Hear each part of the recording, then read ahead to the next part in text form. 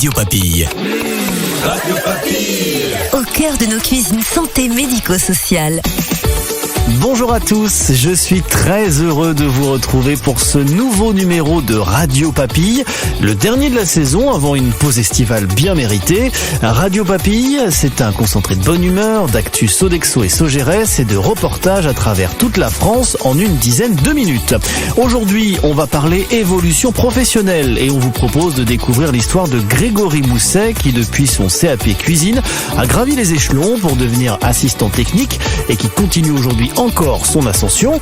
Notre experte Elsa Huvet viendra vous donner toutes les clés pour vous aussi faire de votre parcours professionnel une success story.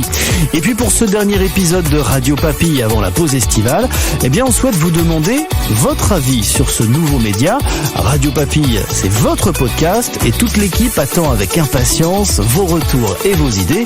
Que pensez-vous de ce nouveau média? Quel sujet voudriez-vous voir abordé dans de prochains épisodes à la rentrée? Envoyez-nous tous vos commentaires à contact@radiopapille, RADIOPAPI2LES.fr. Allez maintenant, place au reportage. Radio Papille. Rencontre avec... Comme promis, nous parlons évolution professionnelle et parcours de vie avec Grégory Mousset, assistant technique sur la direction des résidences services seniors. Il est à ton micro, Gaël. Bonjour Grégory. Bonjour. Alors Grégory, pour commencer, est-ce que vous pouvez nous parler peut-être de votre parcours avant de rejoindre Sogeres ? Donc voilà, j'ai commencé en 1998, j'ai obtenu mon CAP cuisine. Je travaillais dans l'Indre-et-Loire chez Monsieur Erard, un étoilé Michelin. Ensuite, j'ai voulu me perfectionner dans le métier en essayant la pâtisserie. Donc j'ai fait une mention complémentaire cuisinier en dessert de restaurant, pour être tout à fait précis, dans un établissement situé à côté d'Amboise, toujours en Indre-et-Loire.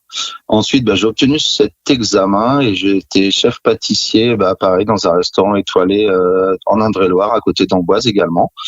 Voilà. Ensuite, je suis parti à Paris, où j'ai eu plusieurs expériences, du traiteur, de la brasserie, j'ai tout essayé. Ensuite, j'ai mon premier enfant. Et il était temps pour moi d'avoir une qualité de vie.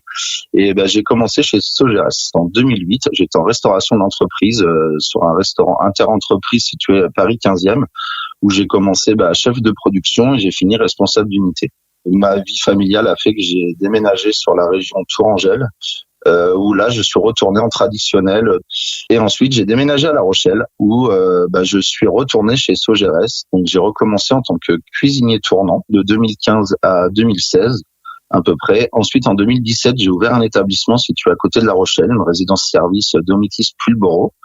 Ensuite on m'a promu entre guillemets chef pilote. Après on m'a proposé le poste d'assistant technique, donc que j'occupe depuis 2020 maintenant. Et là, depuis cette année, je suis en formation pour devenir responsable régional à la RR Academy. Voilà un peu mon parcours. Dites-moi, un sacré parcours. Le changement, ça vous fait pas peur en tout cas, hein ? Non. J'aime bien les challenges. On peut toujours évoluer au sein de cette entreprise et c'est très gratifiant, quoi. Justement, comment ça se passe les évolutions au sein de Sogeres ? Est-ce que elles viennent de vous ? Ce sont vos managers qui proposent ? Je dirais que c'est un peu des deux. C'est le travail fourni et c'est les managers qui nous identifient et qui nous envoient en formation, qui nous poussent vers le haut, quoi. C'est une boîte qui m'a beaucoup apporté dans l'évolution, dans la bienveillance, dans la formation aussi. Enfin, c'est chouette. À ce propos, j'ai une petite surprise pour vous, Grégory. Christopher Künzler, votre responsable régional Nord Nouvelle-Aquitaine, à la direction opérationnelle résidence service senior, qui a un petit message pour vous. Alors Grégory, quand je l'ai rencontré la première fois, c'est un grand gaillard d'1m90, plutôt imposant dans son caractère. Je me suis dit, oula, comment ça va se passer ? Et en fait, c'est quelqu'un de très intègre, Grégory, qui m'a vraiment transmis toutes les clés pour être dans la réussite sur mon poste aujourd'hui. Ça peut être très paradoxal parce que je parle de lui comme quelqu'un qui m'a transmis les clés et alors que je suis son manager. Et pourtant, c'est bien vrai qu'aujourd'hui, on n'a même plus besoin de se parler pour savoir ce qu'on a à faire. Il y a eu des calages, bien sûr, opérationnels. Il n'y a pas de relations tendues qui peuvent intervenir avec lui parce qu'on est vraiment en phase sur les décisions qu'on prend tous les jours, quoi. J'ai décelé en lui quelque chose, un potentiel qui est vraiment important. Il a un savoir-être qui est très bon, il passe auprès des équipes parce qu'il a cette expertise, cette confiance des équipes. Il a également la confiance des clients dans la relation. Il y a un côté de rigueur de gestion en fait économique qui est vraiment très importante. et aujourd'hui il l'a, c'est sûr. Et je me suis dit, il peut aller plus loin, il est demandeur. Bon, voilà, avec un bon coup de cravache et une formation qu'il a intégrée pour devenir responsable régional, je pense qu'il aura toutes les cartes pour réussir plus tard dans sa vie. Si on forme Grégory, c'est aussi pour que je lui laisse la place pour pouvoir piloter à son tour le périmètre. Une réaction, Grégory ? Je suis en même temps très ému et je tenais aussi à le remercier parce qu'il m'a beaucoup fait évoluer dans mon poste. Donc voilà. Je te remercie, Christopher. Alors c'est quoi la suite pour vous justement ? Là, vous êtes toujours en formation à l'heure actuelle ? Oui, jusqu'au mois de novembre. Et donc après, vous le remplacerez, c'est ça ? J'espère.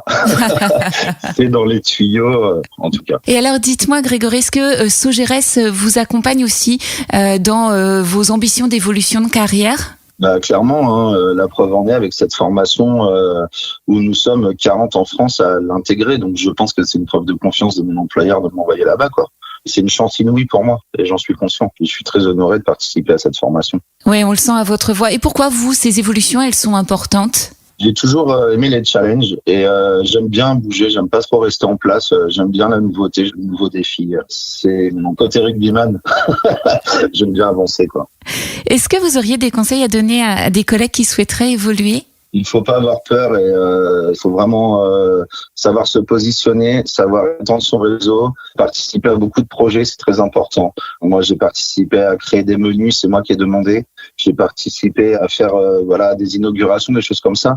Et de fil en aiguille, ça m'a amené à étendre mon réseau et c'est sûrement la clé aussi de ma réussite, quoi. C'est pas qu'une question d'opportunité, c'est aussi une question d'attitude, c'est ça ? Ouais, exactement. Et puis, il faut aller le chercher aussi. Ça vient pas tout seul non plus. Il faut du travail. Mais tout le monde peut évoluer dans cette société. J'en suis certain. Grégory, vous avez un dernier mot avant de se quitter ? Écoutez, oui, un dernier mot, c'est que j'aimerais remercier tous mes collaborateurs qui me font grandir aussi tous les jours. C'est grâce à leur contact et à eux que j'arrive à grandir. À mon manager, Christopher, il m'a vraiment fait monter vers le haut. Je pense aussi à des personnes comme Stéphane Youngues, Lionel Barr, Alain Morgan, des personnes qui m'ont fait confiance et qui m'ont fait évoluer dans leur poste. Donc, je les remercie beaucoup. Eh bien, écoutez, le message est passé. Grégory, merci à vous pour ce retour d'expérience. Merci Grégory. On retrouve tout de suite le bonus de l'expert. Radio Papille.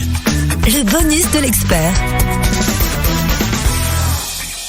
L'expert du jour, c'est une experte. On retrouve tout de suite Elsa Huvet. Bonjour Elsa. Bonjour. Pour commencer, quelle réaction vous inspire l'interview de Grégory ? Alors, j'ai trouvé que c'est une très jolie histoire d'épanouissement professionnel et de rencontres humaines comme nous en avons beaucoup chez Sodexo. Et je suis très contente d'entendre Christopher, le manager de Grégory, parce que je l'ai moi-même accompagné dans sa mobilité géographique il y a quelques années, puisqu'il avait quitté Lyon pour la région des Pays de Loire dans le cadre d'un projet familial. Et donc, c'est une autre jolie histoire que je suis contente d'avoir pu accompagner. Oui, effectivement. Et à propos du management des talents, concrètement, comment pourriez-vous le définir ? Alors, pour en donner une définition simple, je dirais qu'il s'agit d'imaginer et de concevoir des dispositifs et des programmes collectifs dans lesquels vont pouvoir se déployer des trajectoires professionnelles individuelles comme celle de Grégory. L'exemple de la RR Academy qu'il a intégré l'illustre parfaitement, tout comme les programmes Cuisinons ensemble proposés à des salariés identifiés par leur manager et volontaires pour leur permettre de gagner en compétences et d'évoluer vers des postes de cuisinier. Et quel est son rôle exactement et ses objectifs chez Sodexo Sogeres ? Alors, le rôle d'une politique management des talents, c'est d'avoir une grille d'appréciation commune et partagée des notions de performance et de potentiel. La performance, c'est la manière dont chacun occupe son poste et le potentiel, c'est jusqu'où une personne est capable d'aller dans son évolution et à quel rythme. Il s'agit aussi d'avoir les bons dispositifs de développement des personnes pour répondre à tout type de situation, améliorer sa tenue de poste ou évoluer professionnellement, bénéficier de soutien via du coaching ou du mentoring dans certaines périodes professionnelles. Et dites-moi à propos du process qui est mis en place ou peut-être à venir pour mieux identifier les talents, quel est-il exactement ?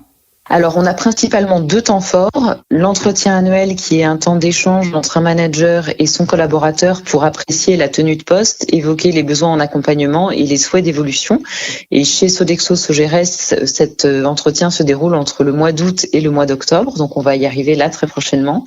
Et le deuxième temps fort du calendrier RH, c'est la Talent Review qui se déroule juste après, entre novembre et décembre.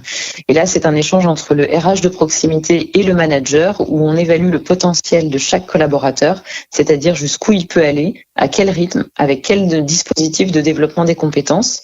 Et c'est aussi le moment où on regarde les plans de succession. Si Christopher évolue par exemple, qui va être en capacité de le remplacer et dans quel délai ? Vous évoquez la fonction RH. Justement, quel est son rôle quant au management des talents ?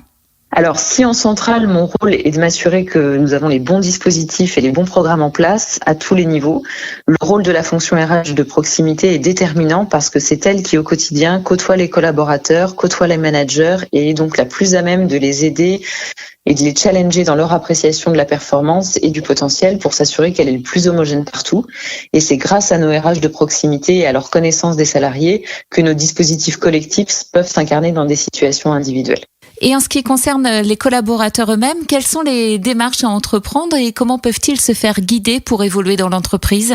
Alors, c'est vraiment important de préciser qu'une fois qu'on a tous les dispositifs qui existent pour détecter et accompagner les évolutions, tout part du collaborateur et de sa volonté exprimée. Donc, c'est très important que nos collaborateurs et que chaque collaborateur puisse faire part de ses souhaits de progrès, d'évolution, de développement de compétences à son manager ou à son RH de proximité. Eh bien, voilà qui est clair. Elsa Huvet, merci beaucoup pour toutes ces précisions. Merci à vous.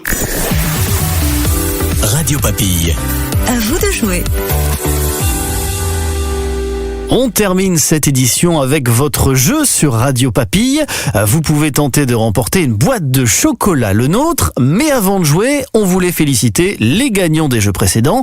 Tout d'abord, nous avons une gagnante, c'est Virginie Leroy qui a trouvé la bonne réponse de la question de l'épisode 4. Et oui, c'était bien Geoffrey, le second de cuisine de Frédéric. Félicitations également à Nicolas Goutte qui a donné la bonne réponse pour le 5e épisode. Il s'agissait bien de ravioli. Aujourd'hui, pour gagner, rien de plus simple, il suffit de répondre à cette question. Quel est le prénom de notre expert qui est, je le rappelle, responsable succession et leadership pour Sodexo?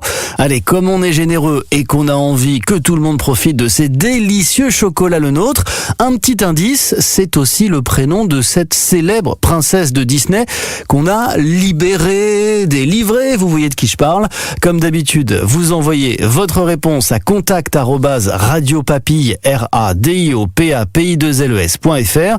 Vous avez jusqu'au 31 août pour participer. Le gagnant sera tiré au sort parmi les réponses collectées.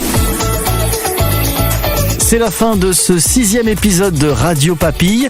On espère que vous avez savouré ce moment avec nous. On se retrouve désormais à la rentrée. D'ici là, toute l'équipe de Radio Papille vous souhaite un bel été et de bonnes vacances. Et bien sûr, n'hésitez pas à nous envoyer vos questions, vos réactions et même dédicaces à contact@radiopapille.fr. Belle journée à tous, prenez soin de vous et à bientôt. Radio Papille. Radio Papille. Au cœur de nos cuisines santé médico-sociale.